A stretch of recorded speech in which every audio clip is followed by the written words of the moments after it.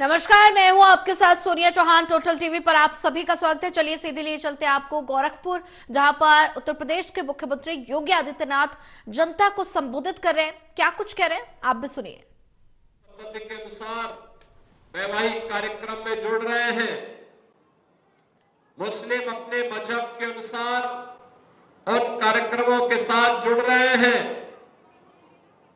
अन्य मतावलंबी भी अपने अपने मत और अपने अपने इच्छा के अनुसार इस पावन आयोजन के साथ सहभागी बन रहे हैं। दूसरा, समाज का एक जो बहुत बड़ी विकृति है दहेज प्रथा, उस पर भी ये प्रहार है। याद रखना, दहेज के कारण बहुत बार बहुत सारी कन्याएं वैवाहिक बंधन से नहीं जुड़ पाती है और सरकार ने इसलिए निर्णय लिया कि हम समाज की उन सभी कुरीतियों के खिलाफ लड़ेंगे, चाहे वह बाल विवाह हो, चाहे वह छुआछूत और अस्पृश्यता के खिलाफ अभियान हो, चाहे वह दहेज प्रथा हो। इन सब के खिलाफ यह एक लड़ाई होगी। और मुझे बताते हुए प्रसन्नता है कि हम लोगों ने इस सत्र के पहले तक 3,84,000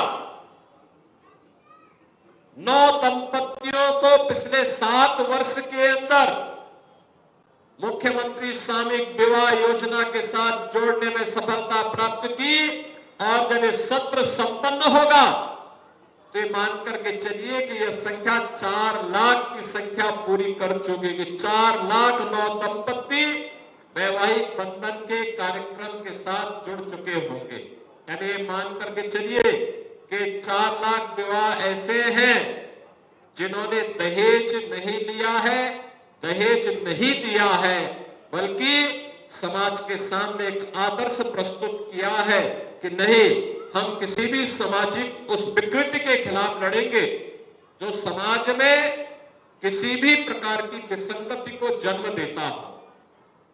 और मैं धन्यवाद दूंगा और अभिनंदन भी करूंगा इन सभी युवा दंपतियों को जिन्होंने यह साहसिक कदम उठाया कि नहीं, मुख्यमंत्री सामूहिक विवाह की योजना के साथ जुड़ेंगे। उनके मां बाप जुड़े, वे स्वयं जुड़ रहे हैं और आज एक कार्यक्रम यहां पे संपन्न हो रहा है। बहनों और भाइयों, एक तरफ दहेज की प्रथा पर प्रहार है और दूसरी तरफ यह भी प्रयास कि एक साथ मिलकर के इस उत्सव का हिस्सा बन जाना। अब याद करिए, अगर आपका विवाह घर में होता तो संभवतः न मैं आ पाता, न यहां के मंच पर बैठे हुए इतने सारे जनप्रतिनिधि ही वहां आ पाते। इतना बड़ा समुदाय भी नहीं आ सकता था। मुझे लगता है ये मंच पर बैठे हुए जनप्रतिनिधि पछता रहे होंगे कि अगर इनका विवाह भी सामूहिक विवाह योजना के साथ जुड़ा होता तो इतनी भारी बारात और इतने भारी सारे लोग इस कार्यक्रम के साथ जुड़े होते तो ये भी फोटो दिखा सकते थे कि देखिए हमारे विवाह में इतने लोग आए। इन लोगों को ये सौभाग्य नहीं मिला, लेकिन आप सब सौभाग्यशाली हैं कि हम लोग इस कार्यक्रम में आपके इस आयोजन के साथ जुड़ रहे हैं जिसका निमंत्रण स्वयं जिला प्रशासन वितरित कर रहा हो। और आपके साथ सहभागी बनने का यह अवसर हमें प्राप्त हो रहा है कि हम लोग इस आयोजन के साथ जुड़ करके समाज के इस पवित्र कार्यक्रम को आगे बढ़ाने में अपना योगदान दे रहे हैं। बहन और भाइयों, जब अच्छी सरकारें आती हैं ऐसा ही अच्छा कार्य होता है, ऐसा ही अच्छा अभियान चलता है। याद करिए 2014 में जब मोदी जी देश के प्रधानमंत्री बने, उन्होंने देश के अंदर अच्छे कार्यों की एक पूरी श्रृंखला खड़ी की और उसमें खास तौर पर महिलाओं के लिए बेटी बचाओ बेटी पढ़ाओ का कार्यक्रम रहा हो या फिर बेटियों को स्नातक तक की शिक्षा उपलब्ध करवाने के कार्यक्रम को प्राथमिकता के आधार पर आगे बढ़ाने का,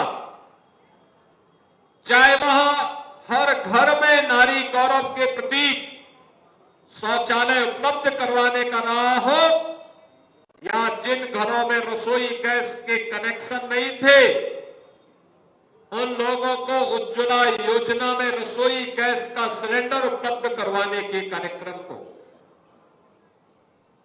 जिन लोगों को राशन की सुविधा नहीं मिल पाती थी उन्हें फ्री में राशन की सुविधा उपलब्ध कराने का कार्यक्रम, या जिनके पास आवास नहीं था उन्हें आवास देने का कार्यक्रम, जो लोग बीमारी का उपचार कराने की बजाय भटकते थे उनके लिए 5 लाख रुपए का उपचार का आयुष्मान भारत की सुविधा। और अब तो यह भी आदेश हो गया है कि 70 वर्ष से ऊपर का कोई व्यक्ति, जाति का बंधन नहीं, क्षेत्र का बंधन नहीं, भाषा का बंधन नहीं, मत और मजहब का बंधन नहीं, आय का बंधन नहीं, कोई भी व्यक्ति होगा 70 वर्ष से ऊपर का कोई भी व्यक्ति हर वर्ष 5 लाख रुपए की फ्री में उपचार की व्यवस्था किसी भी पैनल हॉस्पिटल में जाके करवा सकता है। ये सुविधा हर गरीब के लिए, समाज के हर व्यक्ति के लिए उपलब्ध कराई।